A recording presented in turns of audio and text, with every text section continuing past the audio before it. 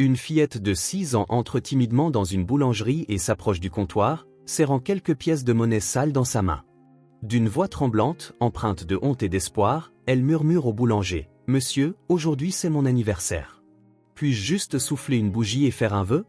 Je n'ai pas d'argent pour acheter un gâteau, mais je promets de ne déranger personne. » Ce qu'elle ignore, c'est qu'un élégant millionnaire assis à une table voisine se lève alors et fait quelque chose qui choque tout le monde.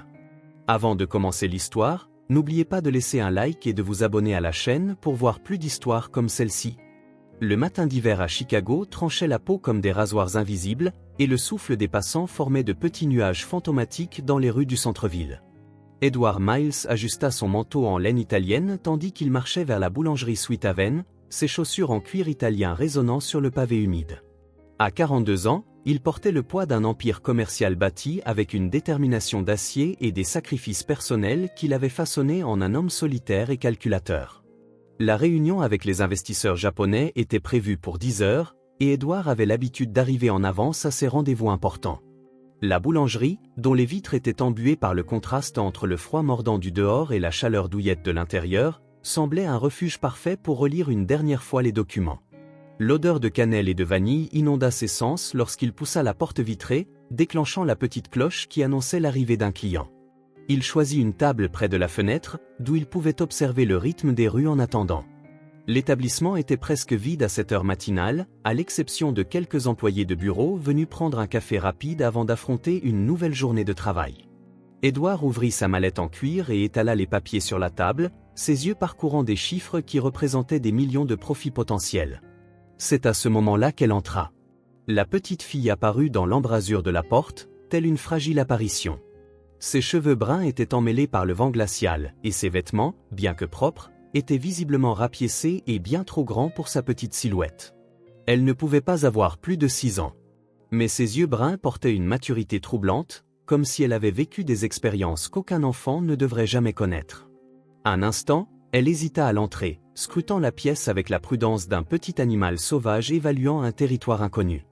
Edward remarqua comment ses petits doigts serraient quelques pièces avec une force presque désespérée, et comment elle prit une profonde inspiration avant de s'approcher du comptoir. Il y avait quelque chose dans sa posture qui l'intrigua, une résolution tranquille qui contrastait avec sa vulnérabilité apparente. Sans s'en rendre compte, il baissa ses documents et concentra son attention sur la scène qui se déroulait à quelques mètres de lui. Le boulanger, un homme corpulent d'âge mûr au tablier taché de farine, leva à peine les yeux lorsque la fillette s'approcha.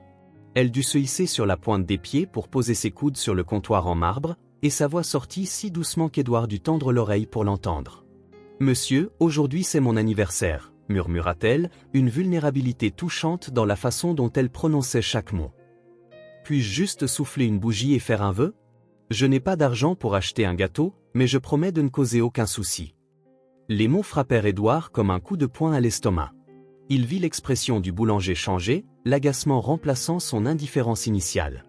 L'homme soupira d'impatience, ses yeux scrutant l'humble apparence de l'enfant avec un dédain évident. « Gamine, c'est un commerce ici, pas une œuvre de charité, » dit le boulanger, sa voix dure tranchant l'air chaud de la boulangerie. « Si tu n'as pas d'argent pour acheter quelque chose, tu ne peux pas rester ici à déranger les clients qui paient. » Edward sentit quelque chose se briser dans sa poitrine en voyant la déception envahir le visage de la petite fille. Les pièces tremblèrent dans ses petites mains, et elle baissa la tête comme si elle venait d'être physiquement frappée. Pendant un instant qui parut une éternité, le silence plana sur la boulangerie comme un nuage d'orage. Et c'est à ce moment-là qu'Edward Miles prit une décision qui allait changer sa vie à jamais. Il se leva de sa table, rangea ses documents de réunion et se dirigea vers le comptoir, son cœur battant comme il ne l'avait pas fait depuis des années. Quelque chose en lui s'était réveillé, et il n'y avait pas de retour en arrière possible. « Je voudrais un gâteau aux fraises entier, » dit Edward, sa voix ferme brisant le silence tendu. « Et j'en ai besoin immédiatement. » Le boulanger cligna des yeux plusieurs fois, clairement confus par cette interruption inattendue. La petite fille se tourna lentement, les yeux écarquillés de surprise en voyant l'homme élégant qui était assis à la table voisine. Edward sentait son cœur marteler sa poitrine en observant l'étonnement sur le visage de l'enfant. « Monsieur, le gâteau entier ?» demanda le boulanger, son attitude se muant instantanément en la déférence qu'il réservait aux clients bien habillés. « En combien de parts voulez-vous que je le coupe ?» Edward regarda directement la fillette, qui restait immobile comme une statue, serrant ses pièces si fort que ses jointures étaient devenues blanches. Il y avait quelque chose dans la façon dont elle le regardait, un mélange d'espoir et de méfiance qui le toucha profondément. « Le gâteau entier », répéta-t-il, gardant son regard fixé sur l'enfant. « Et une assiette supplémentaire. S'il vous plaît. » L'atmosphère dans la boulangerie semblait s'être complètement transformée. Les quelques clients présents avaient cessé de parler et observaient la scène avec une curiosité mal dissimulée. Édouard sentit un frisson le parcourir alors qu'il s'accroupit à la hauteur de la fillette, s'approchant d'elle avec la même prudence qu'il utiliserait avec un animal blessé. « Mangeons ensemble, » dit-il, sa voix plus douce qu'elle ne l'avait été depuis des années. « Ce gâteau est ton cadeau d'anniversaire. » La réaction de la fillette fut immédiate et dévastatrice. Ses yeux s'emplirent de larmes, mais elle ne pleura pas. Au lieu de cela, elle le fixa avec une intensité qu'Édouard n'avait jamais connue, comme si elle cherchait à déchiffrer si c'était réel ou une nouvelle cruauté déguisée en gentillesse. « Oh, ou vous êtes sérieux, monsieur ?» demanda-t-elle, sa voix si basse qu'il dut se pencher pour l'entendre. « Tout à fait sérieux, » répondit Édouard, lui tendant la main. « Comment t'appelles-tu » ? « Lily, » murmura-t-elle, regardant sa main tendue comme si c'était un objet magique. « Je m'appelle Lily. »« C'est un plaisir de te rencontrer, Lily. Je m'appelle Édouard. » Il garda sa main tendue, attendant patiemment qu'elle décide de lui faire confiance. « Et tu disais que c'est ton anniversaire aujourd'hui. » Lily hocha timidement la tête, touchant enfin sa main de ses petits doigts froids. Édouard fut choqué par la froideur de sa peau et remarqua qu'elle tremblait légèrement, pas seulement à cause du froid, mais d'une émotion qu'il ne parvenait pas à identifier. Le boulanger, maintenant complètement servile, apporta un gâteau aux fraises magnifiquement décoré, avec un glaçage blanc et des fraises fraîches artistiquement disposées sur sa surface. C'était le genre de gâteau qui coûtait l'équivalent de plusieurs repas pour une famille moyenne. Mais Édouard ne pensa même pas au prix. « Quel âge as-tu » demanda-t-il alors que le boulanger plaçait une unique bougie au centre du gâteau. « 6 ans, » répondit Lily, les yeux fixés sur le gâteau comme si elle contemplait un trésor inestimable. Lorsque la bougie fut allumée, la petite flamme dansa dans le reflet de ses yeux, créant une image qu'Édouard savait qu'il n'oublierait jamais. Lily ferma les yeux, joignit ses petites mains et fit un vœu silencieux avant de souffler la bougie de toutes ses forces. « Que as-tu souhaité » demanda Édouard, sincèrement curieux. Lily le regarda sérieusement. « Mamie dit toujours que si on dit son vœu, il ne se réalise pas, » dit-elle. Puis elle ajouta dans un murmure, « Mais j'ai souhaité ne plus avoir faim et que mamie aille mieux. » Ces mots frappèrent Édouard comme un éclair. Il réalisa qu'il était tombé sur une réalité que sa vie privilégiée avait commodément tenue à distance. Cet enfant ne traversait pas seulement une période difficile. Elle menait une lutte quotidienne pour sa survie. « Parle-moi de ta mamie, » dit-il, coupant une généreuse part de gâteau et la plaçant dans son assiette. Les yeux de Lily s'illuminèrent alors qu'elle prenait la première bouchée. Édouard n'avait jamais vu quelqu'un savourer de la nourriture avec une gratitude et un plaisir aussi purs.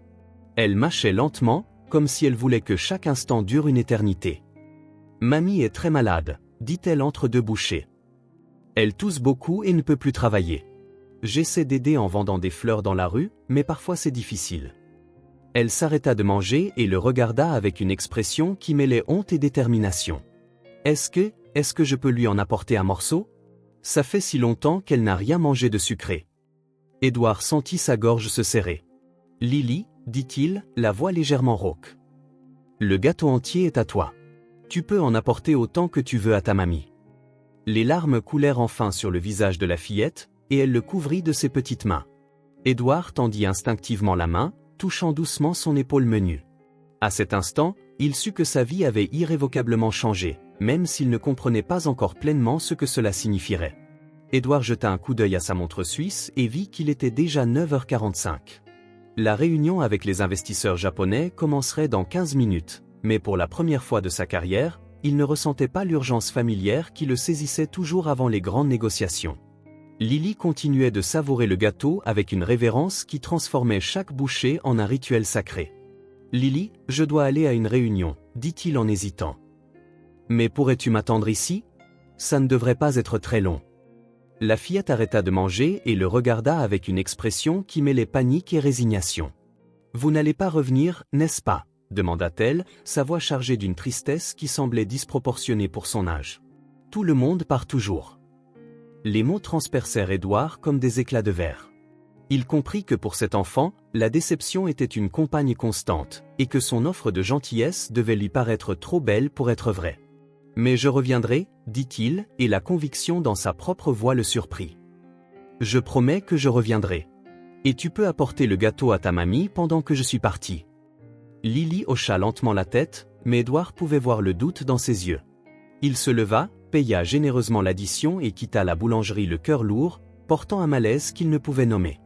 La réunion eut lieu dans le bureau d'Édouard, au 15e étage d'un gratte-ciel d'entreprise qui dominait la ligne d'horizon de la ville. Les investisseurs japonais, des hommes sérieux en costumes impeccables, présentèrent leurs propositions avec la précision de machines bien huilées. Les chiffres dansaient sur l'écran du projecteur, des millions en investissement, des pourcentages de profit, des projections de croissance qui feraient saliver d'ambition n'importe quel homme d'affaires. Mais Édouard n'arrivait pas à se concentrer. Son esprit revenait sans cesse à l'image de Lily serrant ses pièces sales, au tremblement dans sa voix lorsqu'elle avait fait sa modeste demande, à la façon dont ses yeux s'étaient illuminés en goûtant le gâteau. Il se demandait si elle était vraiment partie ou si elle était encore à la boulangerie, attendant contre toute attente qu'il tienne sa promesse. « Monsieur Miles », dit le chef de la délégation japonaise, remarquant sa distraction. « Avez-vous des inquiétudes concernant notre proposition ?» Édouard cligna des yeux, se forçant à revenir au présent. « Non, non, mes excuses.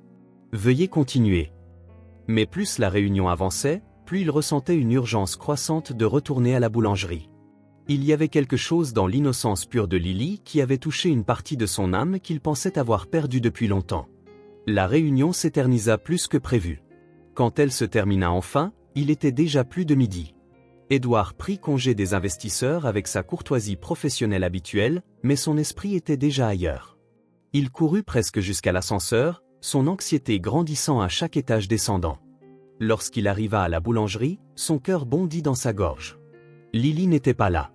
L'établissement était revenu à l'agitation normale de l'heure du déjeuner, rempli d'employés de bureau et de clients de passage.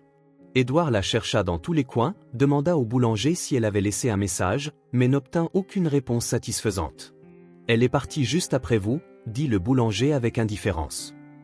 Elle a pris le gâteau dans une boîte et s'en est allée. Édouard quitta la boulangerie avec un sentiment de vide qu'il n'avait pas éprouvé depuis des années.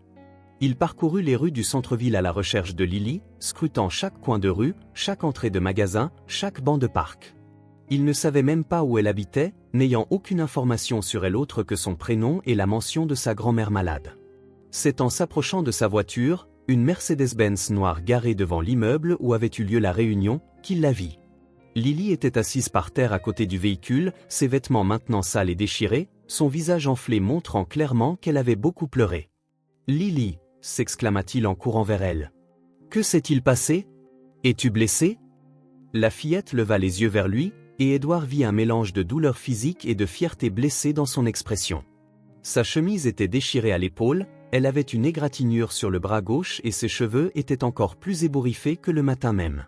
« Monsieur », dit-elle, la voix étranglée mais ferme. « Des grands ont essayé de prendre votre voiture. Je les ai vus toucher à la portière et je leur ai crié d'arrêter. » Elle se leva lentement, visiblement endolorie. « Ils m'ont frappé, mais je me suis battue pour la protéger. Je ne pouvais pas les laisser voler la voiture de quelqu'un qui a été gentil avec moi. » Édouard était en état de choc absolu. Cet enfant de 6 ans, qui avait à peine la force de porter le gâteau qu'il lui avait offert, avait affronté des garçons plus âgés pour protéger le bien d'un étranger. Il s'agenouilla à côté d'elle, ses mains tremblant en examinant ses blessures. « Lily, tu n'aurais pas dû faire ça, » dit-il, la voix brisée par l'émotion. « Tu aurais pu être bien plus gravement blessée. »« Mais vous avez été gentil avec moi, » répondit-elle avec une simplicité dévastatrice. « Personne n'a jamais été aussi gentil avec moi. Je devais la protéger. » À cet instant, Édouard Miles sut que sa vie avait changé pour toujours. Cette enfant courageuse et pure avait risqué sa sécurité par gratitude, et il ne pouvait pas simplement lui tourner le dos. Il devait en savoir plus sur son histoire, sa situation, sur la façon dont il pourrait vraiment l'aider. Édouard insista pour emmener Lily chez un médecin, mais elle refusa avec une véhémence qui le surprit. « Je ne peux pas, monsieur, » dit-elle, les yeux se remplissant de larmes. « Mamie attend le gâteau. Et si j'arrive en retard, elle va s'inquiéter. »« Alors laisse-moi te ramener à la maison, » proposa Édouard. Je veux rencontrer ta grand-mère et m'assurer que tu rentres en toute sécurité. Lily hésita, se mordant la lèvre inférieure nerveusement. Notre maison? Elle n'est pas belle comme les maisons des gens riches, dit-elle finalement. Vous pourriez ne pas aimer. Cela n'a pas d'importance, répondit sincèrement Édouard. Ce qui compte, c'est que tu sois en sécurité. Ils marchèrent ensemble dans les rues du centre-ville, Édouard adaptant son pas aux courtes jambes de la fillette. À mesure qu'ils s'éloignaient du quartier commercial, les bâtiments devenaient plus petits et plus délabrés, les rues plus étroites et plus défoncées. Édouard avait vécu toute sa vie dans cette ville, mais il n'avait jamais exploré ces quartiers oubliés où les gens menaient une bataille quotidienne pour leur survie. Lily le guida à travers un dédale de ruelles et de rues secondaires, passant devant de petites boutiques aux devantures usées et des maisons en rangées qui semblaient défier la gravité.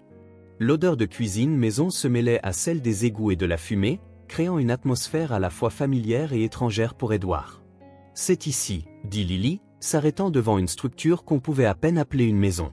Ce n'était guère plus qu'une bâtisse délabrée en bois et en tôle ondulée, avec des murs rapiécés et un toit qui montrait des signes évidents de fuite. Un rideau délavé servait de porte, et il n'y avait pas de vitres aux fenêtres, seulement des ouvertures recouvertes de morceaux de tissu. Édouard sentit son estomac se nouer. Il avait imaginé que la situation de Lily était difficile, mais il n'était pas préparé à voir une pauvreté aussi extrême de manière si crue et immédiate. Comment était-il possible que dans une ville où il possédait un empire commercial, des gens vivent dans des conditions aussi précaires? « Mamie !» appela Lily en écartant le rideau. « J'ai apporté une surprise. » De l'intérieur sombre de la cabane vint une voix faible, brisée par la toux. « Lily, ma chérie, tu as mis si longtemps. J'étais si inquiète. » Édouard suivit Lily à l'intérieur et eut besoin de quelques secondes pour que ses yeux s'habituent à la pénombre. L'intérieur était encore plus choquant que l'extérieur. L'espace était minuscule, avec des meubles de fortune faits de caisses et un lit simple qui occupait près de la moitié de la pièce. Sur le lit gisait une femme qui paraissait bien plus âgée qu'elle ne l'était probablement, son visage marqué par la maladie et les épreuves. « Mamie, c'est Édouard, » dit Lily, la voix pleine de fierté. « Il m'a offert un gâteau d'anniversaire entier, et je t'en ai apporté un gros morceau. » La grand-mère de Lily essaya de se redresser, mais fut prise d'une violente quinte de toux qui secoua tout son corps frêle. Édouard remarqua qu'elle crachait du sang dans un tissu qu'elle gardait près d'elle, et que ses yeux avaient une lueur fiévreuse qui indiquait une infection grave. « C'est un plaisir de vous rencontrer, madame, » dit Édouard en s'approchant respectueusement du lit. « Rose, » répondit-elle avec difficulté entre deux quintes de toux. « Je suis désolée de ne pas pouvoir vous accueillir convenablement, monsieur. Notre maison est humble, mais ma Lily a un bon cœur. » Édouard regarda Lily ouvrir délicatement la boîte à gâteaux, ses mouvements aussi délicats que si elle manipulait un objet sacré. Elle coupa un petit morceau et l'offrit à sa grand-mère, qui l'accepta les larmes aux yeux. « Mon Dieu !» murmura Rose après avoir goûté le gâteau. « Ça fait si longtemps que je n'ai pas goûté quelque chose d'aussi bon. Édouard, vous avez été si généreux avec notre fille. » Pendant que la grand-mère savourait le gâteau, Édouard en profita pour observer l'environnement de plus près. Il n'y avait pas de réfrigérateur, juste une petite glacière en polystyrène. La cuisinière était une plaque chauffante de fortune, et la lumière venait d'une seule ampoule nue suspendue au plafond. Dans un coin se trouvait une petite pile de médicaments, dont beaucoup étaient périmés ou à moitié utilisés. « Rose, » dit Édouard avec précaution. « Vous n'allez pas bien. Quand avez-vous vu un médecin pour la dernière fois ?» La femme eut un rire amer, un son qui fut coupé court par une autre quinte de toux. « Les médecins sont pour les gens qui ont de l'argent, monsieur. Je prends quelques médicaments que je peux me permettre à la pharmacie quand Lily réussit à gagner quelques dollars. Mais ce n'est pas suffisant. Mamie a travaillé toute sa vie à nettoyer des maisons, » expliqua Lily, s'asseyant à côté du lit. « Mais maintenant, elle ne peut plus, alors je vends des fleurs dans la rue pour acheter de la nourriture et des médicaments. » Édouard sentit une oppression dans sa poitrine. « Lily, tu devrais être à l'école, pas en train de travailler. » « J'aimerais vraiment aller à l'école, » dit-elle, les yeux remplis de rêves. « Mamie m'a appris les lettres, mais je n'ai jamais été dans une vraie école. »« Nous n'avons pas les papiers, » expliqua Rose, sa voix s'affaiblissant. « Quand la mère de Lily est morte en couche, nous n'avons pas pu faire les papiers correctement. Sans acte de naissance, on ne peut pas l'inscrire à l'école. » Édouard resta silencieux, mesurant l'ampleur de la situation. Lily n'était pas seulement une enfant pauvre. Elle était invisible pour le système, une personne qui n'existait pas officiellement, sans documents. Elle ne pouvait pas accéder aux services de base, à l'éducation, aux soins de santé. Elle était condamnée à vivre en marge de la société. « Depuis combien de temps êtes-vous comme ça ?» demanda Édouard, faisant référence à la maladie de Rose. « Quelques mois, répondit-elle. Ça s'aggrave. Je sais que je ne guérirai pas sans un traitement approprié, mais... » Elle regarda Lily avec une expression de douleur qui allait au-delà du physique. « Ce qui m'inquiète, c'est ce qui arrivera à Lily quand je ne serai plus là. » Les mots restèrent en suspens dans l'air, comme une condamnation à mort. Édouard réalisa qu'il était tombé sur une tragédie en cours, une situation qui deviendrait désespérée en quelques semaines si rien n'était fait. « Je vais aider, » dit-il, se surprenant lui-même de sa propre détermination. « Je vais trouver un moyen de vous aider toutes les deux. » Rose le regarda avec un mélange de gratitude et de scepticisme. « Vous êtes très gentil, monsieur, mais notre situation est compliquée. Nous n'avons ni papier, ni argent, ni famille. Nous sommes invisibles pour le monde. » Mais Édouard avait déjà pris sa décision. Cette enfant courageuse qui avait risqué sa sécurité pour protéger un étranger, cette grand-mère aimante qui luttait contre la mort pour prendre soin de sa petite fille, elle ne serait pas invisible pour lui. Il trouverait un moyen de changer leur destin, même si cela signifiait affronter un système qui semblait conçu pour les maintenir en marge. Dans les jours qui suivirent la rencontre à la boulangerie, Édouard ne parvenait pas à chasser Lily et Rose de son esprit. Pendant les réunions d'affaires, ses pensées dérivaient vers la cabane précaire où une fillette de 6 ans assumait des responsabilités que de nombreux adultes ne pourraient supporter. Il avait promis d'aider, mais découvrit que transformer la bonne volonté en action concrète était plus complexe qu'il ne l'avait imaginé. Sa première tentative fut de trouver un médecin privé pour examiner Rose.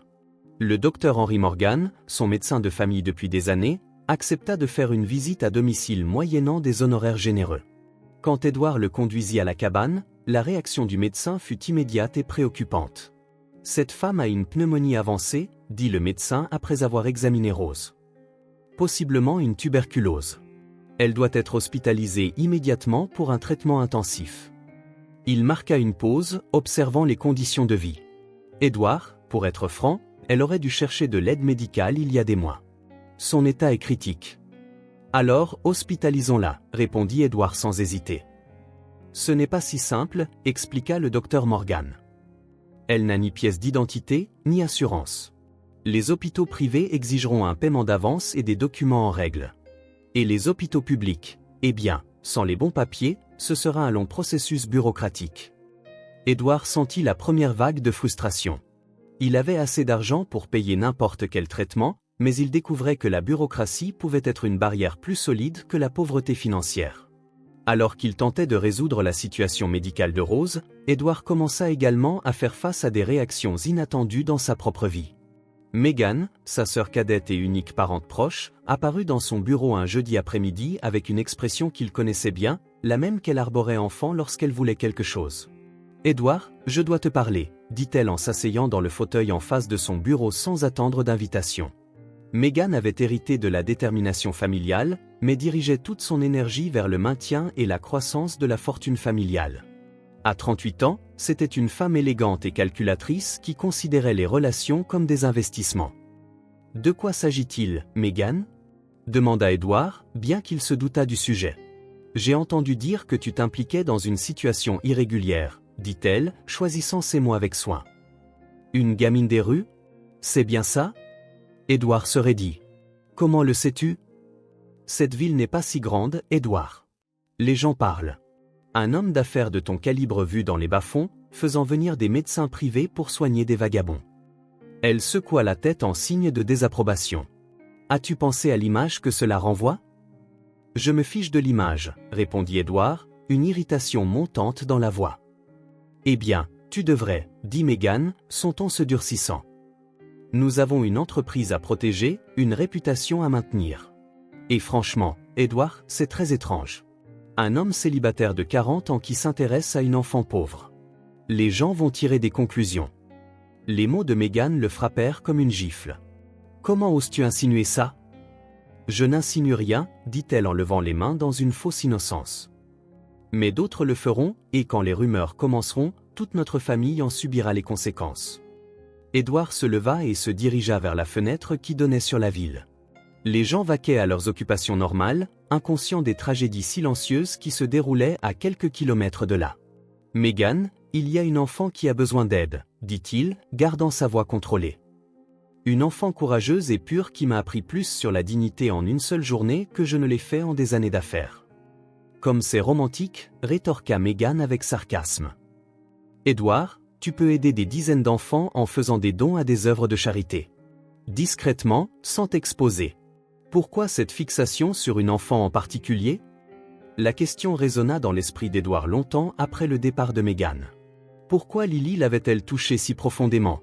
Il essaya d'analyser ses sentiments rationnellement, mais constata que le lien qu'il ressentait avec la fillette transcendait la logique. Ses efforts pour aider Lily s'intensifièrent dans les jours suivants. Il engagea un avocat spécialisé en documentation pour tenter de régulariser la situation juridique de la fillette, mais découvrit que sans l'acte de naissance de la mère ou tout autre document justificatif, le processus serait extrêmement complexe et long. Parallèlement, il commença à rendre visite régulièrement à Lily, apportant de la nourriture, des médicaments et de petits cadeaux. La fillette accueillait ces visites avec une joie pure qui lui réchauffait le cœur. Mais Edward remarqua qu'elle assumait encore plus de responsabilités à mesure que l'état de Rose se détériorait. « Monsieur Ed, » dit Lily un après-midi alors qu'il la trouva en train de laver du linge dans une bassine de fortune dans la cour. « J'ai vendu 3 bouquets de fleurs aujourd'hui.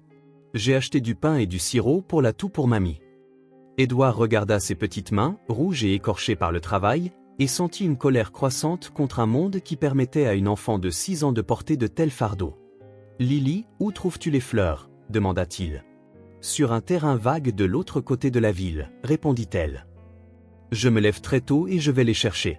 Parfois, les gens n'aiment pas ça et me chassent, mais quand j'en trouve, je fais des petits bouquets et je les vends dans la rue. » L'image de Lily marchant seule dans la ville avant l'aube, affrontant des adultes hostiles pour obtenir quelques fleurs à vendre, fit serrer les poings à Edward. « Et si je te donnais de l'argent pour que vous n'ayez pas à vous soucier de ça ?» suggéra-t-il. Lily s'arrêta de laver et le regarda sérieusement. « Mamie dit toujours qu'on ne doit pas accepter l'aumône. Si vous voulez aider, c'est bien. Mais il faut que ce soit d'une manière que nous le méritions. » La dignité de la fillette l'humilia et l'inspira à la fois. Même dans le besoin extrême, elle s'accrochait à des principes que de nombreux adultes privilégiés avaient perdus depuis longtemps. Ce soir-là, Edward retourna dans son luxueux Penthouse le cœur lourd. Il avait sous-estimé la complexité d'aider quelqu'un qui existait en marge du système. Chaque tentative de solution se heurtait à un nouvel obstacle bureaucratique, social ou juridique. Mais une chose était devenue limpide dans son esprit. Il n'abandonnerait pas Lily. Peu importe la difficulté, peu importe les protestations de sa famille, peu importe comment la société jugerait ses motivations, il trouverait un moyen de donner à cet enfant extraordinaire la vie qu'elle méritait. Une semaine après la rencontre à la boulangerie, Edward reçut un appel qui allait changer radicalement le cours de ses efforts pour aider Lily. C'était le docteur Henry Morgan, et le ton inquiet du médecin lui noua l'estomac. « Edward, je dois vous parler d'urgence au sujet de la patiente que vous m'avez demandé d'examiner, » dit le médecin. « J'ai eu une visite très étrange aujourd'hui. »« Quel genre de visite ?» demanda Edward, redoutant déjà la réponse. « Des assistantes sociales des services de protection de l'enfance. Elle voulait des détails sur l'enfant et sa grand-mère, affirmant avoir reçu un signalement anonyme de négligence infantile. Elles ont posé beaucoup de questions sur vous aussi. » Le sang d'Edward se glaça. « Que leur avez-vous dit ?»« Ce que je pouvais. Que l'enfant était bien soigné par sa grand-mère dans les limites de leur situation. Mais Edward, elles semblent avoir des informations précises sur vos rencontres avec la fillette. Quelqu'un vous surveille et rapporte vos actions. » Après avoir raccroché, Edward resta immobile dans son fauteuil de direction, analysant les implications. Quelqu'un avait délibérément alerté les autorités sur sa relation avec Lily, et il avait une forte suspicion de qui il pouvait s'agir. Ses soupçons se confirmèrent lorsque Megan apparut dans son bureau en fin d'après-midi, cette fois accompagné de Robert Shaw, l'avocat de la famille depuis plus de 20 ans. « Edward, nous devons parler, » dit Megan, son expression plus sérieuse qu'il ne l'avait jamais vue. « Robert a quelques préoccupations juridiques concernant votre situation actuelle. » L'avocat, un homme corpulent d'une 60aine d'années connu pour son approche pragmatique, alla droit au but. « Edward, votre sœur m'a parlé de votre implication avec une enfant vulnérable.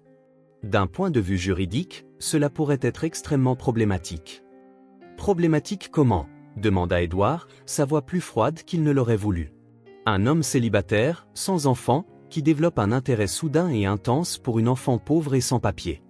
Édouard, vous devez comprendre comment cela peut être interprété, expliqua Robert. Nous vivons à une époque où toute interaction adulte-enfant est vue avec suspicion. J'essaie juste d'aider, dit Édouard. Mais il pouvait entendre la défensive dans sa propre voix. Et nous le savons, dit rapidement Megan. Mais les autres ne le savent pas. Et franchement, Édouard, votre comportement a été obsessionnel. Vous avez annulé des réunions importantes. Vous passez du temps et de l'argent avec des gens que vous connaissez à peine. Robert se pencha en avant. Édouard, j'ai été informé que les services de protection de l'enfance enquêtent déjà sur la situation. S'ils déterminent que l'enfant est négligé ou en danger, ils peuvent la retirer de son environnement actuel. Et si votre nom est impliqué là-dedans, ils enquêteront sur vous aussi, ajouta Megan. Et quand les médias s'empareront de cette histoire, un millionnaire impliqué dans une affaire de protection de l'enfance, notre réputation sera détruite. Édouard se leva brusquement, se dirigeant vers la fenêtre. La ville s'étendait devant lui, pleine de gens menant leur vie sûre et prévisible, inconscients des tragédies silencieuses qui se déroulaient à leur périphérie. Oh, vous suggérez que j'abandonne une enfant qui a besoin d'aide à cause des apparences, demanda-t-il sans se retourner. Nous vous suggérons d'être intelligent, répondit Robert. Il existe des moyens appropriés d'aider les enfants dans le besoin. Des dons à des institutions établies, des programmes de charité supervisés. Vous n'avez pas besoin de vous impliquer personnellement. Mais je veux m'impliquer personnellement, dit Édouard, se tournant enfin pour leur faire face. Cette fille, il y a quelque chose de spécial chez elle. Une pureté, un courage que je ne vois pas chez les adultes. Elle m'a appris des choses sur la valeur et la dignité que j'avais oubliées. Megan et Robert échangèrent un regard, et Édouard comprit qu'ils avaient déjà décidé qu'il agissait de manière irrationnelle. Édouard, dit Megan avec la patience forcée que l'on utilise avec un enfant têtu. Tu traverses une sorte de crise de la quarantaine. C'est compréhensible. Les hommes de ton âge remettent souvent en question leurs priorités. Mais tu ne peux pas risquer tout ce que nous avons bâti à cause d'une impulsion émotionnelle. Les mots de sa sœur le frappèrent comme des coups de poing. Elle avait réduit son lien avec Lily à une crise de la quarantaine, comme si ses sentiments authentiques étaient les symptômes d'une maladie à soigner. « Sortez de mon bureau, dit-il, sa voix basse mais remplie d'une fureur contenue. Commença Robert. Sortez, répéta Édouard, plus fort cette fois. Et Megan, si je découvre que c'est toi qui as signalé Lily au service de protection de l'enfance, notre relation familiale s'arrête ici. Megan pâlit. Édouard, j'essayais juste de protéger notre famille. Lily est une enfant de 6 ans qui se bat pour sa survie chaque jour, dit Édouard, la voix tremblante d'émotion. Et tu la traites comme une menace pour nos affaires. Cela en dit plus sur toi que sur moi. Après leur départ, Édouard se retrouva seul dans son bureau, confronté à la réalité que sa propre famille était devenue un obstacle dans ses efforts pour aider Lily.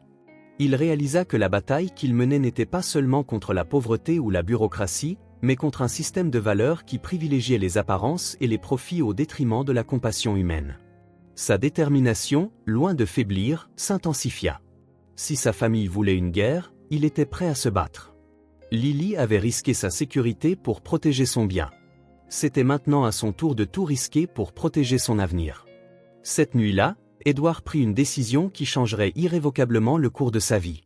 Il ne laisserait pas Megan, Robert ou qui que ce soit d'autre lui dicter comment il devait exercer son humanité. Lily avait réveillé une partie de son âme qu'il pensait avoir perdue, et il ne laisserait pas des forces extérieures l'étouffer à nouveau. La guerre avait commencé, et Edward Miles était déterminé à la gagner, même si cela devait lui coûter tout ce qu'il avait bâti. Edward se réveilla un mardi gris avec un étrange sentiment d'urgence. Il avait rêvé de Lily pendant la nuit, un cauchemar où elle lui tendait ses petites mains, implorant de l'aide tandis qu'une foule de gens en costume tentait de l'entraîner. Il regarda l'horloge, 6 heures du matin. Normalement, il se serait réveillé à 7 heures, mais quelque chose le poussa à se lever et à aller voir Lily et Rose. Quand il arriva à la cabane, il découvrit une scène qui lui fit s'arrêter le cœur. Rose était inconsciente dans son lit, sa respiration faible et laborieuse, tandis que Lily, encore en pyjama, essayait désespérément de la réveiller. « Monsieur Ed !» s'écria Lily en le voyant, des larmes coulant sur son visage. « Mamie ne se réveille pas. Elle a craché du sang toute la nuit, et ce matin j'ai essayé de lui donner ses médicaments, mais elle ne répond pas. » Édouard s'agenouilla à côté du lit, vérifiant le pouls de Rose. Il était faible et irrégulier. Sa peau avait une pâleur alarmante et elle avait une forte fièvre. Il était évident qu'elle avait besoin d'une hospitalisation immédiate. « Lily, on emmène ta grand-mère à l'hôpital maintenant », dit-il, sortant déjà son téléphone de sa poche pour appeler le 911. « Ce ne sera pas nécessaire », dit une voix derrière eux. Édouard se retourna pour voir 3 personnes debout à l'entrée, 2 assistantes sociales, une femme d'âge mûr en tenue formelle et un jeune homme avec un porte-bloc, ainsi qu'un policier. « Qui êtes-vous » demanda Édouard, se plaçant instinctivement entre Lily et les visiteurs inattendus. « Je suis Amanda Fischer, des services de protection de l'enfance », dit la femme en montrant un badge d'identification. « Voici mon collègue, Karl, et l'officier Rodriguez. Nous sommes ici en réponse à un signalement de négligence infantile et de situation à risque. » Négligence, Édouard se leva, la voix pleine d'indignation. Cet enfant s'occupe de sa grand-mère malade avec plus de dévouement que beaucoup d'adultes n'en montrent pour leur propre famille. « Monsieur, êtes-vous Edward Miles » demanda Karl en consultant son porte-bloc. « Je le suis. » Amanda échangea un regard significatif avec son collègue. « Monsieur Mill, nous avons reçu des informations selon lesquelles vous auriez développé une relation inappropriée avec cette mineure. Et maintenant, nous trouvons l'enfant seul avec une adulte inconsciente dans des conditions de vie totalement inadéquates. » Relation inappropriée, la voix d'Édouard monta d'une octave. « J'essaie d'aider un enfant qui se bat pour sa vie. »« Monsieur Edmed, » dit Lily, sa voix petite mais ferme. « Il a fait venir un docteur pour mamie. Il a apporté de la nourriture quand nous n'en avions pas. Il n'a jamais rien fait de mal. » Amanda ignora complètement les paroles de Lily, comme si elle était invisible. « Monsieur Mill, vous n'avez aucun lien de parenté avec cet enfant, n'est-ce pas? »« Non, fait. Et vous êtes célibataire, sans enfant. » »« Cela n'a aucune pertinence. »« C'est très pertinent, » interrompit Amanda. « Un homme adulte qui développe un intérêt soudain pour une enfant vulnérable, qui dépense de l'argent pour elle, lui rend visite régulièrement, cela soulève de sérieuses questions. » Édouard sentit une rage brûlante monter en lui. « De sérieuses questions ? Vous voulez savoir ce qu'est une question sérieuse ? Un enfant de 6 ans qui doit travailler pour acheter des médicaments à sa grand-mère. Une petite fille qui se couche le ventre vide parce qu'elle n'a pas d'argent pour manger. Voilà de sérieuses questions. »« Monsieur Mill, » dit le policier en s'avançant. « Je vais devoir vous demander de vous calmer. »« Je ne me calmerai pas, » explosa Édouard. « Pendant que vous êtes ici à remettre en question mes motivations, cette femme est en train de mourir et cet enfant est désespéré. » C'est alors que quelque chose se produisit qui changea toute la dynamique de la situation. Rose se mit à avoir de violentes convulsions sur le lit, son corps se tordant de façon effrayante. Lily hurla et se précipita aux côtés de sa grand-mère, essayant de la retenir. « Appelez une ambulance » cria Édouard. « Une est déjà en route » dit Karl en vérifiant son téléphone. « Mais monsieur Mill, quel que soit l'état de la grand-mère, cet enfant ne peut pas rester dans cet environnement. Nous l'emmenons dans un foyer temporaire jusqu'à ce que nous puissions résoudre la situation. »« Non » hurla Lily en s'accrochant au bras d'Édouard. « Je ne veux pas y aller. Je veux rester avec mamie. Je veux rester avec monsieur Ed. »« Lily, ne t'inquiète pas, » dit Édouard en s'agenouillant à côté d'elle. « Je vais arranger ça. Je ne laisserai personne vous séparer. » Amanda s'approcha avec une expression qui mêlait détermination professionnelle et quelque chose qui ressemblait à une satisfaction personnelle. « Monsieur Mill, vous n'avez aucune autorité légale sur cet enfant, et franchement, votre insistance à maintenir le contact avec elle renforce nos soupçons sur vos véritables intentions. » L'accusation implicite frappa Édouard comme un coup physique. Il réalisa qu'on le dépeignait délibérément comme un prédateur, que sa gentillesse était déformée en quelque chose de sordide et de criminel. « Mes intentions ? » dit-il, la voix tremblante de colère et de douleur. « Mes intentions étaient de donner un brin de dignité à un enfant qui n'a jamais connu que la lutte et la privation. » L'ambulance arriva à ce moment-là, avec 2 autres policiers. La confusion qui s'ensuivit fut chaotique, les ambulanciers essayant de stabiliser Rose, les assistantes sociales insistant pour emmener Lily, les policiers essayant de maintenir l'ordre, et au centre de tout cela, une fillette de 6 ans criant pour sa grand-mère et pour le seul adulte qui lui avait montré de la gentillesse. « S'il vous plaît » supplia Édouard à Amanda. « Laissez-moi au moins aller avec Lily. Elle est terrifiée. »« Impossible » répondit froidement Amanda. « Vous faites partie du problème, pas de la solution. Alors qu'ils emmenaient Lily, elle tendit la main vers Édouard, ses larmes lui brisant le cœur. « Monsieur, ne me laissez pas. Vous aviez promis de ne pas me laisser. » Édouard tenta de les suivre, mais fut bloqué par les policiers. Il regarda, impuissant, alors qu'il mettait Lily dans la voiture des services sociaux. À travers la vitre arrière, il pouvait voir son visage tordu par le désespoir et le sentiment d'abandon. À cet instant, Edward Miles prit la décision la plus radicale de sa vie. Il ne se soumettrait pas à un système qui traitait la gentillesse comme une suspicion et la compassion comme un crime. S'il voulait se battre, il leur donnerait un combat. Mais d'abord, il devait sauver Rose, car il savait que perdre sa grand-mère détruirait complètement Lily. La guerre que Megan avait prédite avait enfin commencé, mais pas de la manière dont elle s'y attendait. Édouard ne se battait pas seulement contre sa famille ou les préjugés sociaux. Il se battait contre tout un système qui semblait conçu pour punir l'humanité et récompenser l'indifférence. Et il était prêt à tout perdre pour gagner cette bataille. Édouard passa les 48 heures suivantes dans un état d'activité frénétique qui frisait l'obsession. D'abord, il suivit l'ambulance jusqu'à l'hôpital général du comté, où Rose fut admise en soins intensifs dans un état critique. Les médecins furent clairs, pneumonie sévère compliquée par la malnutrition et le manque de traitement adéquat. Sans une intervention immédiate, elle ne survivrait pas. Le problème était que, sans identification appropriée ni assurance maladie, Rose ne recevait que le traitement de base offert par le système public débordé. Édouard tenta de la faire transférer dans un hôpital privé, mais se heurta à un mur de bureaucratie impitoyable qui exigeait des documents qui n'existaient tout simplement pas. « Docteur, je paierai n'importe quelle somme », dit Édouard au docteur Alco, le directeur médical du St. Lucas Medical Center, l'un des meilleurs hôpitaux de la ville. « Elle a besoin de soins intensifs immédiatement. »« Monsieur Mill, je comprends votre préoccupation, » répondit le docteur Alco, un homme élégant aux cheveux grisonnants. « Mais notre hôpital a des protocoles stricts. Sans une documentation appropriée du patient, sans un proche légalement reconnu, nous ne pouvons pas accepter le transfert. Mais elle va mourir à l'hôpital public. »« Ce n'est pas notre responsabilité, » dit le directeur, sa froideur professionnelle tranchante comme une lame. « Je vous suggère de travailler à la régularisation de la situation juridique de la patiente par les voies appropriées. » Simultanément, Édouard menait une autre bataille pour découvrir où Lily avait été emmenée. Les services de protection de l'enfance refusaient de fournir toute information, invoquant la confidentialité. Ses avocats l'informèrent que, n'ayant aucun lien juridique avec l'enfant, il n'avait aucun droit de connaître son emplacement ou son état. « Édouard, vous devez comprendre, » dit Robert Shaw lors d'une réunion tendue dans son bureau. « Le système fonctionne exactement comme il est censé le faire. Un enfant en situation de risque a été retiré d'un environnement inadéquat et placé sous la protection de l'État. » Protection, Édouard frappa du poing sur la table. Elle a été arrachée à la seule famille qu'elle connaît, séparée d'une grand-mère mourante et placée avec des étrangers. En quoi est-ce une protection ? Robert soupira en ajustant ses lunettes. Édouard, votre lien émotionnel avec cette situation vous empêche de voir la réalité. L'enfant n'avait pas de papier, vivait dans des conditions inhumaines et était forcé de travailler.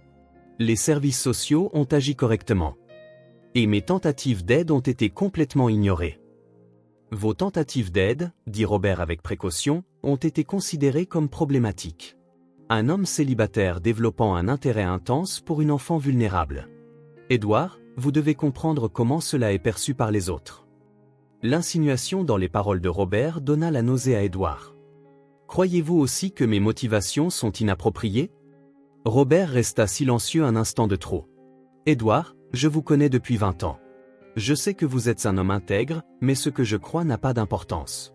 Ce qui compte, c'est la façon dont le système interprète vos actions. Édouard quitta le bureau de l'avocat en se sentant plus seul qu'il ne l'avait jamais été. Même les personnes qui le connaissaient intimement remettaient en question ses motivations, réduisant sa compassion sincère à quelque chose de suspect et potentiellement criminel. Sa troisième bataille était contre sa propre famille. Megan avait convoqué une réunion d'urgence du conseil de famille, affirmant que les actions d'Édouard nuisaient à la réputation de l'entreprise et compromettaient des contrats importants. « Édouard, tu as annulé 3 réunions majeures cette semaine, » dit Megan, la voix pleine d'exaspération. Les investisseurs japonais se demandent si tu es toujours concentré sur les affaires, et maintenant des rumeurs circulent sur ton implication avec les services sociaux et des enquêtes. Des rumeurs que tu as aidé à propager, rétorqua Édouard. J'ai protégé notre famille en faisant ce qui était nécessaire, répondit Meghan sans le moindre remords. Et je continuerai à la protéger. Si tu ne peux pas voir que tu t'autodétruis pour une fixation irrationnelle. Fixation irrationnelle? Édouard se leva brusquement. Meghan, il y a un enfant de 6 ans terrifié dans un foyer, séparé de sa grand-mère mourante. Comment peux-tu qualifier mon inquiétude d'irrationnelle? Parce qu'il y a des milliers d'enfants dans des situations similaires, explosa Meghan. Pourquoi cet enfant en particulier suscite-t-il autant ton intérêt? Pourquoi es-tu prêt à risquer tout ce que nous avons bâti pour une étrangère? La question résonna dans le silence de la salle de conseil. Édouard réalisa qu'il ne pouvait pas expliquer à Meghan, ni peut-être même à lui-même, pourquoi Lily l'avait touché si profondément. Il y avait quelque chose dans la pureté de sa gratitude, dans le courage avec lequel elle faisait face à l'adversité, dans la façon dont elle avait essayé de protéger sa voiture malgré sa fragilité d'enfant. Lily avait réveillé en lui une humanité qu'il pensait avoir perdue. Parce qu'elle m'a appris quelque chose que j'avais oublié, dit finalement Édouard. Elle m'a appris que la bonté pure existe encore dans le monde, et qu'elle vaut la peine de se battre pour elle. Meghan secoua la tête tristement. Édouard, tu fais une crise de la quarantaine et tu projettes tes sentiments sur une enfant qui ne peut ni te rendre l'appareil, ni comprendre correctement ton attention.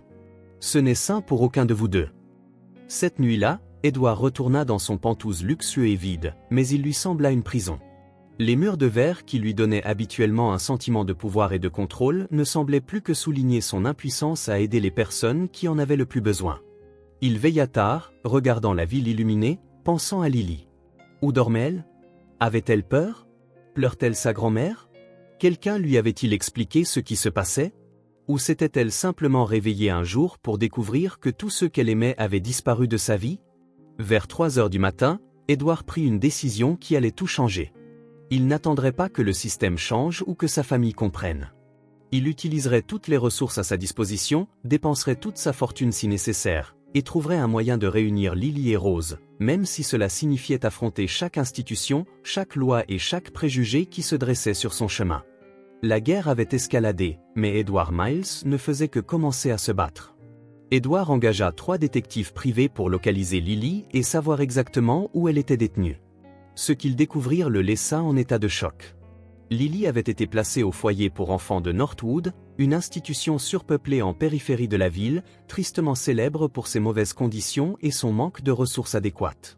Monsieur Mill, rapporta Marina Sands, l'enquêtrice principale. J'ai réussi à obtenir des informations troublantes sur le foyer. Ils sont à plus du double de leur capacité. De nombreux enfants dorment sur des matelas par terre, et il n'y a que 2 membres du personnel pour superviser 43 enfants. L'estomac d'Edward se serra. Et Lily, comment va-t-elle? D'après nos sources, elle ne s'adapte pas bien. Elle a pleuré pendant 3 jours d'affilée, refuse de manger correctement et fait des cauchemars constants. Elle n'arrête pas de demander des nouvelles de sa grand-mère et d'un certain monsieur Ed. Les mots transpercèrent Edward comme des couteaux. L'image de Lily, effrayée et impuissante dans un environnement hostile, lui fit serrer les poings jusqu'à ce que ses ongles s'enfoncent dans ses paumes. Il y a plus, continua Marina en hésitant. Nous avons confirmé que le signalement qui a conduit au retrait de Lily a été fait par quelqu'un de votre entourage. Quelqu'un qui a fourni des détails précis sur vos visites et l'argent que vous avez dépensé pour l'enfant. Edward n'eut pas besoin de demander de qui il s'agissait. La confirmation que Meghan avait délibérément saboté ses efforts pour aider Lily le remplit d'une colère froide et calculée. Pendant ce temps, sa bataille pour sauver Rose prit une tournure inattendue. Le docteur Henry Morgan l'appela d'urgence pour une réunion qui allait changer sa perspective sur toute la situation. « Edward, je dois vous dire quelque chose à propos de l'hôpital général du comté, » dit le médecin, l'expression grave. « J'ai fait quelques recherches sur le traitement que Rose reçoit, et j'ai découvert quelque chose de très inquiétant. »« Quoi ?» demanda Edward, redoutant déjà la réponse. « Les médicaments qu'elle devrait recevoir pour combattre l'infection, ils ont été suspendus hier. Quand j'ai posé des questions, on m'a dit que c'était une décision administrative due à des limitations budgétaires. » Edward resta silencieux un instant, traitant l'information. « Êtes-vous en train de me dire qu'il la laisse délibérément mourir ?»« Pas délibérément, » corrigea le docteur Morgan. « Mais il y a des pressions. J'ai découvert que quelqu'un d'influent a passé des appels à l'hôpital, suggérant que les ressources limitées ne devraient pas être dépensées pour des cas sociaux sans espoir. » La réalisation frappa Edward comme un tsunami. Megan, murmura-t-il. Je ne peux pas le confirmer, dit prudemment le docteur Morgan. Mais la description de la personne qui a passé les appels correspond à votre sœur. Et les mots qu'elle a utilisés? Des cas sociaux qui ne font que drainer les ressources sans bénéfice pour les contribuables, cela ressemble beaucoup à sa rhétorique. Édouard sentit quelque chose se briser dans sa poitrine. Sa propre sœur avait non seulement arraché Lily à sa famille, mais sabotait maintenant activement le traitement médical de Rose. Elle utilisait l'influence de la famille pour s'assurer qu'une femme innocente meure. Tout cela pour prouver son point de vue sur l'implication inappropriée d'Édouard. Docteur, y a-t-il quelque chose que je puisse faire? Techniquement, vous pourriez devenir le tuteur légal de Rose, assumer toutes les dépenses médicales et la faire transférer dans un hôpital privé. Mais cela nécessiterait des documents qu'elle n'a pas.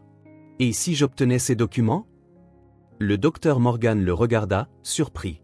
Comment? Édouard avait atteint un point où les considérations juridiques conventionnelles semblaient sans importance face à l'urgence morale de la situation. Laissez-moi m'en occuper. Cet après-midi-là, Édouard fit quelque chose qu'il n'aurait jamais cru faire. Il alla voir Peter Kane, un avocat connu pour travailler dans les zones grises de la loi afin d'obtenir des documents pour les personnes invisibles aux yeux du système. « Miles, j'ai entendu parler de votre affaire », dit Kane, un homme mince d'une quarantaine d'années aux yeux perçants. « Très intéressant. Un millionnaire qui se découvre une conscience sociale. »« Votre opinion ne m'intéresse pas, » dit froidement Édouard. Je veux savoir si vous pouvez obtenir des documents légaux pour une femme qui se meurt à l'hôpital. Je le peux, répondit Kane sans hésiter. Ce sera cher. Cela prendra quelques jours et cela violera techniquement plusieurs statuts bureaucratiques. Êtes-vous prêt pour les conséquences? Édouard pensa à Lily pleurant dans le foyer, à Rose qu'on laissait mourir, à sa famille utilisant son influence pour détruire des vies innocentes. Je suis prêt à tout. Bien. Mais il y a une condition. Une fois que nous aurons commencé ce processus, il n'y aura pas de retour en arrière. Vous serez officiellement responsable de cette femme et de sa petite-fille. Si quelque chose tourne mal, votre réputation et votre liberté seront en jeu. J'accepte. Pendant que Kane commençait le processus de création d'une identité légale pour Rose, Édouard prit une autre décision radicale. Il organisa une réunion avec Amanda Fisher, l'assistante sociale, déterminée à affronter le système directement. Monsieur Mill, dit Amanda lorsqu'il se présenta au bureau des services de protection de l'enfance. Vous ne devriez pas être ici. Nous vous avons déjà expliqué que vous n'avez aucun droit légal concernant la mineure. Je veux voir Lily, dit Édouard sans préambule. Impossible. Vous êtes considéré comme une influence potentiellement néfaste sur le développement de l'enfant. Néfaste, Édouard lutta pour garder sa voix égale. Je suis la seule personne qui lui ait montré une gentillesse sincère de toute sa vie. Vous êtes un homme célibataire qui a développé une fixation sur une enfant vulnérable, répondit Amanda, sa voix professionnellement froide. Notre protocole est clair dans ces situations. Protocole, répéta Édouard avec amertume. Avez-vous un protocole pour un enfant qui dépérit de tristesse? Un protocole pour séparer une fille de sa grand-mère mourante? Un protocole pour détruire la seule famille qu'un enfant ait jamais connue? Nous avons un protocole pour protéger les enfants des adultes aux motivations douteuses, rétorqua Amanda. Édouard réalisa qu'il se battait contre un mur de préjugés institutionnalisés qui transformait la compassion en suspicion et la gentillesse en crime. Mais il n'abandonnerait pas. Lily avait risqué sa sécurité pour le protéger. C'était maintenant à son tour de tout risquer pour la protéger. La guerre était loin d'être terminée, et Édouard était prêt à faire escalader le conflit à des niveaux qu'il n'avait même jamais imaginés. 3 semaines après que Lily fut emmenée au foyer, Édouard reçut un appel qui allait complètement changer le cours de sa bataille. C'était Marina Sands, sa détective privée, et le ton urgent de sa voix fit battre son cœur à tout rompre. « Monsieur Mill, vous devez venir au foyer immédiatement, » dit-elle. Lily s'est enfuie. Édouard laissa tout tomber et courut à sa voiture. Pendant le trajet vers le foyer pour enfants de Northwood, son esprit fut inondé de scénarios terribles. Un enfant de 6 ans seul dans les rues d'une grande ville, sans argent, ne connaissant personne, cherchant désespérément sa grand-mère ou lui. Au foyer, la directrice, une femme sévère nommée Sonia Carvey, accueillit Édouard avec une hostilité évidente. « Vous ne devriez pas être ici, dit-elle. Nous vous avons déjà expliqué que vous n'avez aucun droit sur la mineure. » Quand s'est-elle enfuie? Demanda Édouard, ignorant l'hostilité. Ce matin, pendant le petit déjeuner. Elle a profité que le personnel était distrait et a tout simplement disparu. Sonia marqua une pause, étudiant le visage d'Edouard. Elle a passé les 3 dernières semaines à parler constamment d'un certain monsieur Ed et de sa grand-mère. Peut-être savez-vous où elle est allée? Edouard ressentit un mélange de fierté et de terreur. Lily avait été assez courageuse pour fuir une situation qui la terrifiait, mais maintenant elle était en danger encore plus grand. Elle est probablement allée à l'hôpital, dit Edouard. Pour chercher sa grand-mère. Nous avons déjà envoyé des gens vérifier, répondit Sonia. On ne l'y a pas vu. Edouard passa les heures suivantes à conduire à tous les endroits où Lily aurait pu aller. L'hôpital, la boulangerie où ils s'étaient rencontrés, les rues où elle vendait des fleurs, la cabane abandonnée où elles avaient vécu. Rien. C'était comme si elle avait simplement disparu. C'est en rentrant à son gratte-ciel, épuisé et désespéré, qu'il la vit. Lily était assise sur le trottoir devant son immeuble de bureau, ses vêtements sales et déchirés, ayant clairement dormi dans la rue. Quand elle le vit, ses yeux se remplirent de larmes de soulagement. « Monsieur Ed !» cria-t-elle en courant vers lui. « Je savais que vous viendriez ici. J'ai attendu si longtemps. » Edouard s'agenouilla et la serra dans ses bras, sentant son petit corps trembler contre le sien. Elle était plus maigre que la dernière fois qu'il l'avait vue, et il y avait des égratignures sur ses bras et son visage. « Lily, ma chérie, ça va ?» demanda-t-il en examinant ses blessures. « Je me suis enfuie du mauvais endroit, » dit-elle, la voix étouffée contre son épaule. « Ils étaient méchants avec moi. Ils ne me laissaient pas voir mamie. Ils ne me laissaient pas parler de vous. J'ai essayé d'être sage, mais ils ont dit que mamie allait mourir et que je ne vous reverrai jamais. » Les mots brisèrent le cœur d'Edouard. « Personne ne nous séparera plus jamais, » promit-il, bien qu'il n'eût aucune idée de comment il tiendrait cette promesse. « Monsieur Eddy, » dit Lily en se reculant pour le regarder dans les yeux. « Est-ce que mamie est vraiment, vraiment malade? Ils ont dit qu'elle allait mourir à cause des médicaments chers. » Edouard comprit qu'il devait être honnête avec elle. « Mamie est très malade, oui. Mais je me bats pour lui obtenir les meilleurs médecins et les meilleurs médicaments. »« Je peux aider, » dit Lily avec ferveur. « Je peux vendre plus de fleurs. Je peux travailler plus. Je ferai n'importe quoi pour que mamie aille mieux. » La détermination de la fillette l'humilia. Voilà une enfant prête à tout sacrifier pour la personne qu'elle aimait, tandis que sa propre famille sabotait activement ses efforts pour sauver des vies. « Lily, allons voir mamie maintenant, » dit Edouard. « Mais après ça, nous devrons peut-être quitter cette ville pour un temps. » « Partir où ? » ?»« Dans un endroit où nous pourrons être ensemble, sans que de mauvaises personnes essaient de nous déchirer. » À cet instant, Edouard prit une décision qui changerait sa vie à jamais. Il ne se battrait plus au sein d'un système corrompu qui punissait la gentillesse. Il emmènerait Lily et Rose hors de la ville, trouverait un endroit où ils pourraient vivre en famille, loin de l'influence destructrice de Megan et des préjugés institutionnalisés. À l'hôpital, ils découvrirent que l'état de Rose s'était considérablement détérioré. Le docteur Morgan les rejoignit dans le couloir, l'expression sombre. « Edouard, j'ai réussi à la faire transférer dans une chambre privée et à commencer le traitement approprié en utilisant les documents que vous avez fournis, » dit-il. « Mais elle est très faible. Les 48 prochaines heures seront critiques. » Quand ils entrèrent dans la chambre, Rose était consciente mais visiblement fragile. Ses yeux s'illuminèrent en voyant Lily. « Ma chérie, » murmura-t-elle en tendant une main tremblante. « Où étais-tu ? J'étais si inquiète. »« Mamie, ils m'ont emmenée dans un mauvais endroit, » dit Lily en tenant délicatement la main de sa grand-mère. « Mais monsieur Ed m'a trouvé. Il va prendre soin de nous. » Rose regarda Edouard avec un mélange de gratitude et d'inquiétude. « Edouard, monsieur, que se passe-t-il ? Les infirmières ont dit que vous preniez la responsabilité de nous, mais c'est trop ?» Rose, dit Edouard en l'interrompant doucement. « Vous et Lily êtes devenus ma famille. Et je protège ma famille. » Des larmes coulèrent sur le visage de la vieille femme. « Mais les conséquences pour vous, votre vie, vos affaires ? Rien de tout cela n'a d'importance, » dit Edouard, et il réalisa qu'il parlait avec une sincérité absolue. « Vous deux m'avez appris quelque chose que j'avais oublié. Vous m'avez appris qu'il y a quelque chose de plus important que l'argent ou le statut social. Vous m'avez appris ce qu'est le véritable amour. » Cette nuit-là, alors que Lily dormait dans un fauteuil à côté du lit de Rose, Edouard finalisa les arrangements pour les faire déménager de la ville. Il avait acheté une maison dans une petite ville à 200 miles de là, où il pourrait vivre en paix pendant que Rose se rétablirait. Il savait qu'il abandonnait tout ce qu'il avait bâti, que Meghan prendrait probablement le contrôle de l'entreprise, que sa réputation sociale serait détruite. Mais pour la première fois depuis des années, Edward Miles se sentait vraiment libre. Le lendemain matin apporta l'épreuve finale de sa détermination. Meghan apparut à l'hôpital, accompagnée d'avocats et d'assistantes sociales, prête pour une bataille finale pour ce qu'elle considérait comme l'âme de son frère. L'entrée de Meghan dans la chambre d'hôpital ressemblait à une invasion militaire. Elle était accompagnée de Robert Shaw, d'Amanda Fisher et de 2 gardes de sécurité privés.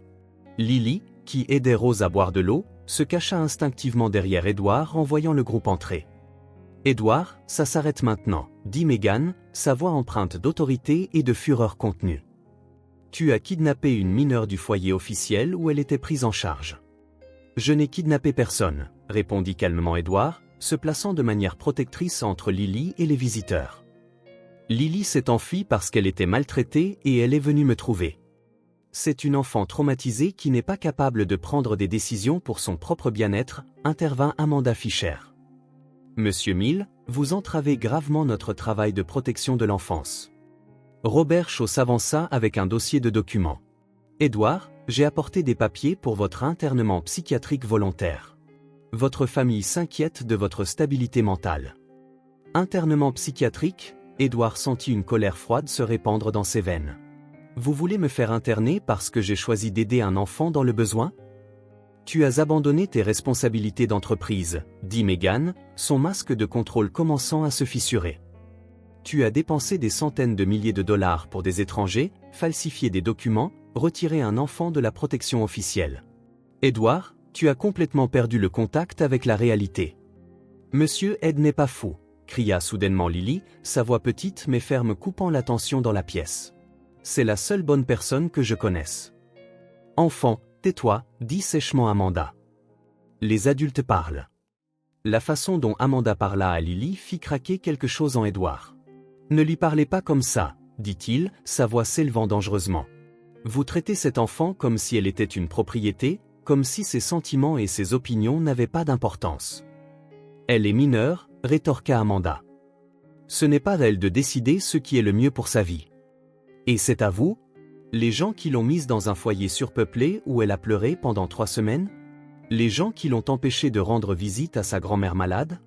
Les gens qui traitent l'amour et l'attention comme un comportement suspect ? » Rose, qui était restée silencieuse à observer la dispute, essaya de se redresser dans son lit. « S'il vous plaît, » dit-elle, sa voix faible mais déterminée. « Arrêtez de vous disputer devant ma petite fille. »« Vous n'êtes pas sa mère, » dit froidement Amanda.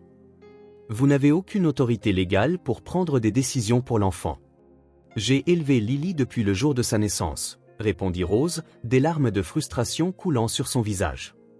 Je l'aime plus que ma propre vie. L'amour ne remplace pas la capacité légale de garde, dit Robert. Vous viviez dans des conditions inadéquates, sans documents, sans revenus stables. Parce que le système ne nous a jamais donné la chance d'obtenir des documents, explosa Edward. Vous avez créé un cycle où les personnes sans papier ne peuvent pas obtenir d'emploi, et sans emploi, elles ne peuvent pas obtenir de papier. Meghan s'approcha de lui, baissant la voix pour un ton plus personnel. Edward, ne vois-tu pas ce que tu te fais ? Tu étais un homme d'affaires respecté, un leader dans la communauté. Maintenant, tu es vu comme un homme instable obsédé par une enfant pauvre. Et je préfère être vu de cette façon que comme une personne qui ignore la souffrance parce que c'est pratique, répondit Edward. La souffrance ? Meghan eut un rire amer. Edward, il y a des millions d'enfants qui souffrent dans le monde. Pourquoi cet enfant en particulier vaut-il la destruction de tout ce que tu as bâti ? La question résonna dans la pièce silencieuse. Edward regarda Lily, qui l'observait avec des yeux grands et confiants, puis Rose, qui luttait contre la maladie mais trouvait encore la force de s'inquiéter pour sa petite fille. Parce que, dit lentement Edward, cet enfant m'a appris qu'il y a quelque chose de plus important qu'un empire commercial ou l'approbation sociale. Elle m'a appris le courage. Le courage de protéger ceux qu'on aime même quand tout le monde est contre vous. Elle m'a appris la gratitude pure, la dignité dans l'adversité, l'amour inconditionnel. Il marqua une pause, regardant les expressions sceptiques des personnes présentes. Vous voyez une enfant à problème qui doit être contrôlée par le système. Je vois une petite héroïne qui a risqué sa sécurité pour un étranger, qui a travaillé depuis son plus jeune âge pour soigner sa grand-mère malade, qui maintient l'espoir et la gentillesse même quand le monde entier semble conspirer contre elle. Très belle poésie, dit Meghan avec sarcasme. Mais ça ne change rien au fait que tu enfreins la loi. Alors changez la loi, dit Edward. Créez un système qui protège les enfants sans détruire les familles. Créez des politiques qui aident les gens à sortir de la pauvreté au lieu de les punir d'être pauvres. Amanda soupira d'impatience. Monsieur Mill, nous ne sommes pas ici pour philosopher sur la réforme sociale. Nous sommes ici pour récupérer un enfant qui est sous notre responsabilité légale. Elle ne retournera pas dans ce foyer, dit Edward avec une fermeté absolue. Alors vous serez arrêté pour enlèvement et obstruction à la justice, répondit Amanda, faisant signe aux gardes de sécurité de s'approcher. C'est à ce moment-là que Lily fit quelque chose qu'aucun des adultes n'attendait. Elle courut au centre de la pièce et se planta fermement entre Edward et les gardes, ses petits bras tendus comme si elle pouvait le protéger physiquement. « Ne touchez pas à Monsieur Ed !» cria-t-elle, sa voix tremblante mais déterminée. « Il n'a rien fait de mal. Il a seulement été bon avec moi quand personne d'autre ne l'était. » La pièce tomba dans un silence absolu. Toutes les personnes présentes regardaient cet enfant de 6 ans tenir tête à des adultes puissants avec un courage qui forçait l'humilité. « Et s'il vous plaît, dit Lily, sa voix maintenant plus douce mais tout aussi ferme. N'emmenez pas Monsieur Ed. Il est ma famille maintenant. Je n'ai personne d'autre. » Les larmes qui coulaient sur le visage de la fillette furent le catalyseur d'un changement qu'aucun argument d'adulte n'avait réussi à provoquer. Même Amanda Fisher semblait ébranlée par la démonstration pure d'amour et de loyauté. Le moment de la décision finale, qui déterminerait tout leur destin, était arrivé. Le silence dans la chambre d'hôpital fut rompu par la voix faible mais déterminée de Rose. « Je veux parler, dit-elle en essayant de se redresser complètement dans son lit. Vous décidez de l'avenir de ma petite fille comme si elle était un objet, mais personne n'a demandé ce que j'en pense. » Amanda se tourna vers elle avec une impatience à peine déguisée. « Madame, vous n'avez pas la qualité juridique ? J'ai la qualité de l'amour, interrompit Rose, sa voix gagnant en force. J'ai élevé Lily depuis sa naissance. J'ai vu chaque larme, chaque sourire, chaque moment de courage de cette fille extraordinaire. Et je vais vous dire quelque chose. Elle regarda directement Amanda. Durant toutes ces années de lutte, Edward a été la première personne à regarder Lily et à voir un enfant qui méritait la dignité. Elle s'arrêta pour reprendre son souffle, l'effort lui coûtant visiblement. Vous parlez de protection, mais où étiez-vous quand Lily avait faim? Où étiez-vous quand elle travaillait dans la rue pour acheter mes médicaments? Où étiez-vous quand elle dormait dans le froid parce que nous ne pouvions pas nous payer de couverture? Les paroles de Rose résonnèrent dans la pièce comme des accusations que personne ne pouvait réfuter. Edward est entré dans nos vies comme un ange, continua-t-elle. Il n'a rien demandé en retour. Il n'a pas jugé notre pauvreté. Il a juste vu un enfant qui avait besoin d'aide et il a aidé. Et vous, vous transformez cette gentillesse en quelque chose de sale et de suspect. Meghan s'approcha du lit. Madame, mon frère est malade. Sa fixation sur votre petite fille n'est ni naturelle ni saine. Malade, Rose se mit à rire, mais il n'y avait aucune once d'humour dans ce son. Madame, ce qui est malade, c'est une société qui punit la gentillesse et récompense l'indifférence. Votre frère a retrouvé son humanité, et vous voulez lui enlever ça. Robert Shaw tenta d'intervenir. Rose, nous comprenons que vous êtes reconnaissante, mais... Vous ne comprenez rien, le coupa Rose. Vous voyez des chiffres, des procédures, des protocoles. Moi, je vois un enfant qui a enfin trouvé quelqu'un qu'il aime vraiment. C'est alors que quelque chose se produisit qui changea complètement la dynamique. Lily, qui était restée courageuse mais silencieuse après sa démonstration de bravoure, s'approcha d'Amanda et fit quelque chose qu'aucun adulte n'attendait. « Madame, » dit Lily, sa voix petite mais claire. « Puis-je vous poser une question ?» Amanda, clairement décontenancée par l'approche directe de l'enfant, hocha la tête avec hésitation. « Avez-vous des enfants ?» demanda Lily. « Oui. »« Une fille de votre âge ?» Amanda acquiesça. « Et vous l'aimez ?»« Bien sûr que je l'aime, » répondit Amanda, sa posture défensive professionnelle vacillant légèrement. « Alors vous comprenez ?» dit Lily avec une sagesse dévastatrice. « Si votre fille était toute seule et effrayée, sans personne pour s'occuper d'elle, et que quelqu'un de bien venait l'aider, ne voudriez-vous pas que cette personne s'occupe d'elle ?» Amanda resta sans voix un instant. La simplicité pure de la question de Lily avait traversé toutes les justifications bureaucratiques pour atteindre le cœur du problème humain. « Monsieur Ed n'est pas un méchant étranger, » continua Lily. Il est ma famille. Il m'a offert mon tout premier gâteau d'anniversaire. Il a fait venir un docteur pour mamie. Il ne m'a jamais fait de mal, n'a jamais été méchant avec moi. Il m'a juste aimé quand personne d'autre ne le faisait.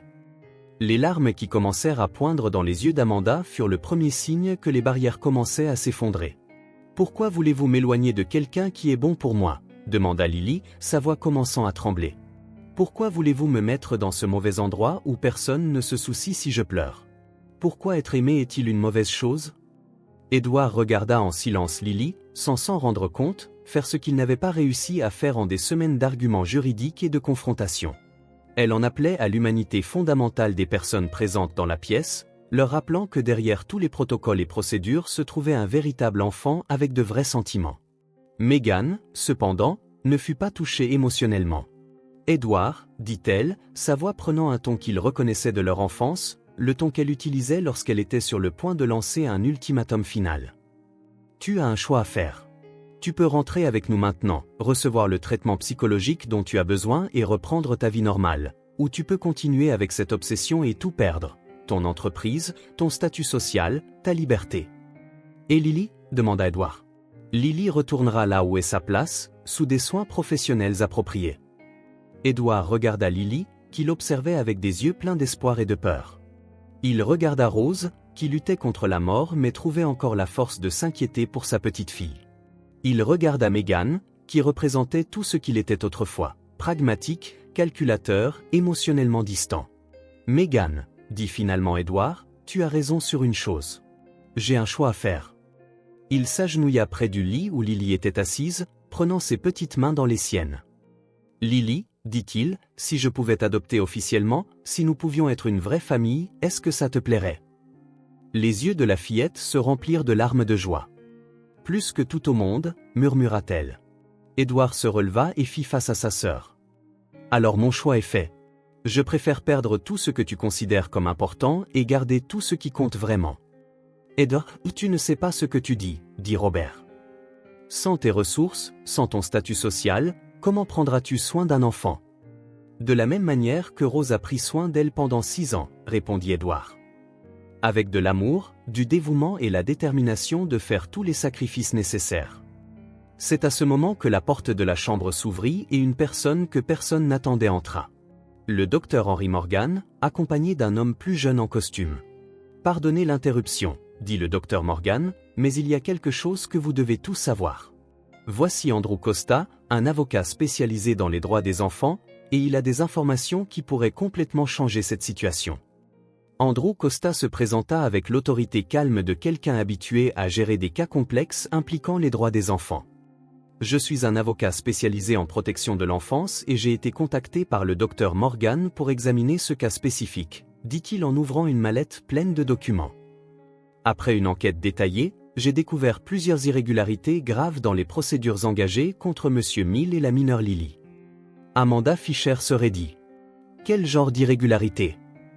Premièrement, dit Costa en consultant ses papiers, la plainte initiale qui a conduit au retrait de l'enfant a été déposée par une personne ayant un intérêt financier direct à nuire à M. Mill. Cela constitue une plainte malveillante et une mauvaise foi procédurale. Megan pâlit mais garda une expression contrôlée. Deuxièmement, poursuivit l'avocat, l'enfant a été retiré sans une évaluation appropriée de sa situation de risque réel. Les rapports que j'ai réussi à consulter montrent que Lily était bien soignée, bien nourrie et ne présentait aucun signe de maltraitance ou de négligence. Elle vivait dans des conditions précaires, protesta Amanda. Les conditions économiques précaires ne constituent pas en soi un motif de retrait familial, répondit fermement Costa. Surtout lorsqu'il y a des preuves que la situation était activement améliorée grâce à l'aide de M. Mill. Édouard sentit une lueur d'espoir grandir dans sa poitrine. Troisièmement, dit Costa, sa voix prenant un ton plus sévère. Il y a des preuves que des informations sur M. Mill ont été délibérément déformées pour créer une impression négative. Quelqu'un ayant un accès privilégié a répandu des rumeurs sur ses motivations, nuisant gravement à sa réputation sans fondement factuel. Toutes les têtes se tournèrent vers Megan, qui perdit enfin son sang-froid. Je protégeais mon frère d'une situation qui pouvait le détruire. Le détruire comment ? Demanda Costa. En aidant un enfant dans le besoin ? En fournissant des soins médicaux à une personne malade ?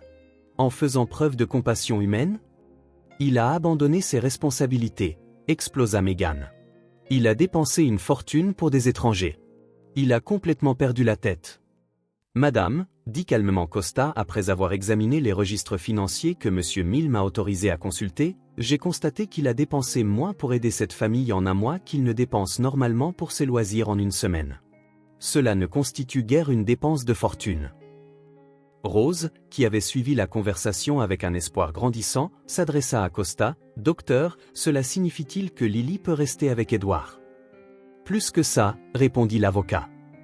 J'ai découvert qu'il existe un précédent juridique pour ce que nous appelons la parentalité de fait dans les cas où un enfant développe des liens familiaux authentiques avec une personne non apparentée. Le critère principal du tribunal est l'intérêt supérieur de l'enfant. Et dans ce cas, un argument solide peut être avancé. Commença Amanda, mais fut interrompu. Mais il est célibataire. Il n'a aucune expérience avec les enfants. Protesta-t-elle. Des milliers de parents célibataires adoptent des enfants chaque année, interrompit Costa.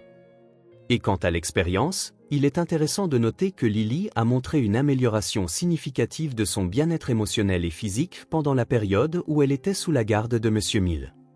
Edward avait du mal à croire ce qu'il entendait. « Monsieur Costa, êtes-vous en train de dire qu'il est possible pour moi d'adopter légalement Lily ?» « Plus que possible, répondit l'avocat. Compte tenu des irrégularités dans le processus de retrait, de la preuve claire d'un lien affectif entre vous et de la volonté de la tutrice légale actuelle, il regarda Rose, de transférer la garde, je dirais que c'est probable. Rose lutta pour s'asseoir complètement. Docteur, je veux qu'Edward adopte ma Lily. Il lui donnera tout ce que je n'ai jamais pu lui donner, une éducation, la sécurité, des opportunités. Mais surtout, il lui donnera de l'amour. Lily, qui avait suivi la conversation les yeux écarquillés, trouva enfin sa voix. « Ça veut dire que je peux être la fille de Monsieur Ed pour de vrai ?»« Ça veut dire exactement ça, » dit Costa en lui souriant. « Si c'est ce que vous voulez tous. » Les larmes qui coulèrent sur le visage de Lily étaient de pure joie. Elle se jeta dans les bras d'Edward, et il la serra comme s'il ne la laisserait jamais partir. Robert Shaw, qui était resté silencieux pendant l'explication de Costa, prit enfin la parole. Et qu'en est-il des conséquences juridiques des actions d'Edward? Les faux documents, le retrait non autorisé de l'enfant du foyer? Costa consulta à nouveau ses papiers. Étant donné que les documents ont été créés pour sauver la vie d'une personne, que le retrait de l'enfant était techniquement une réunification familiale puisqu'elle a volontairement recherché M. Mill, et qu'il y a des preuves de mauvaise foi de la part des plaignants initiaux, il est peu probable que des poursuites pénales aboutissent. Meghan, réalisant qu'elle avait complètement perdu la bataille, fit une dernière tentative désespérée. « Edward, même si tu réussis à adopter cet enfant, qu'adviendra-t-il de notre entreprise? De notre famille ?» Edward regarda sa sœur avec un mélange de tristesse et de détermination. « Meghan, tu peux avoir l'entreprise. Tu peux avoir tout notre héritage familial. Ce que j'ai découvert, c'est que la famille, ce n'est pas une question de sang ou d'argent. C'est une question d'amour, de protection et de sacrifice mutuel. » Il serra Lily plus fort. « Et j'ai déjà la famille que je veux. » Le docteur Morgan, qui avait observé toute la scène en silence, s'approcha du lit de Rose. « Et vous, madame? Comment vous sentez-vous? » « Pour la première fois depuis des mois, » dit Rose, son visage illuminé d'un sourire radieux, « je me sens guérie. Pas physiquement, pas encore, mais dans mon cœur. Voir ma Lily trouver une vraie famille, ça vaut plus que n'importe quel médicament. » Amanda Fisher, qui était restée silencieuse pendant la majeure partie de l'explication de Costa, prit enfin la parole. « Monsieur Costa, si le processus d'adoption est approuvé, qu'advient-il du foyer? Nous avons des protocoles? » « Les protocoles existent pour protéger les enfants, » répondit Costa. « Quand un enfant trouve une famille aimante qui peut s'occuper de lui correctement, le protocole correct est de faciliter cette union, pas de l'entraver. » Il marqua une pause, regardant directement Amanda.